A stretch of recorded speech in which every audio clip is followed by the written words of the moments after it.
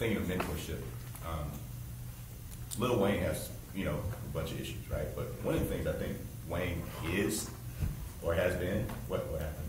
3 minutes. So before we open up, 3 minutes before we open up. Oh, I think Wayne's been a great mentor to the people who come under here, including like Drake, Tyga,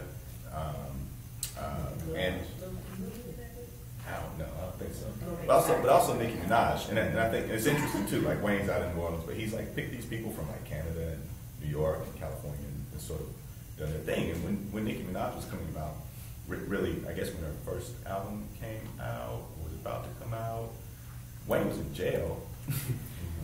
Sad to say, but maybe that's a good thing because he wasn't really in her way, you know. And what I've seen historically, like even with say when Bahamadia was hitting the scene with her first album, you know, she was introduced by Guru from Gangstar, and actually I think his voice is the first voice on her album, which I hate.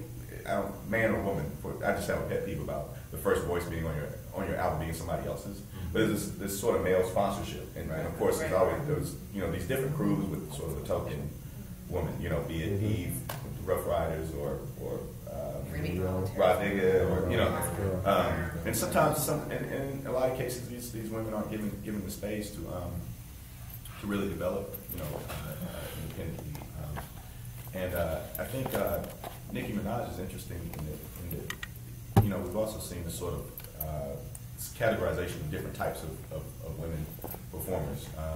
You know, Cheryl Keys did some really interesting work, you know, a while back about this. I think, I forget the names of the category, but like there was Sisters with Attitude, Fly Girl, Queen Mother, and the Lesbian. Right, there you go. And I think, good times.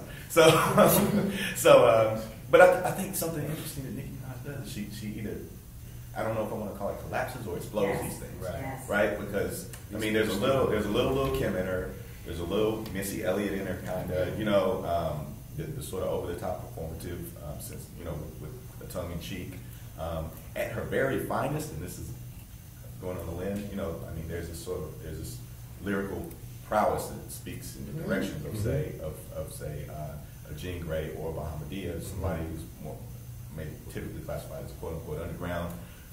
But more attentive to lyricism, and you know, maybe that suggests something about a busting up of some of the previous, at least some of the constrictive categories.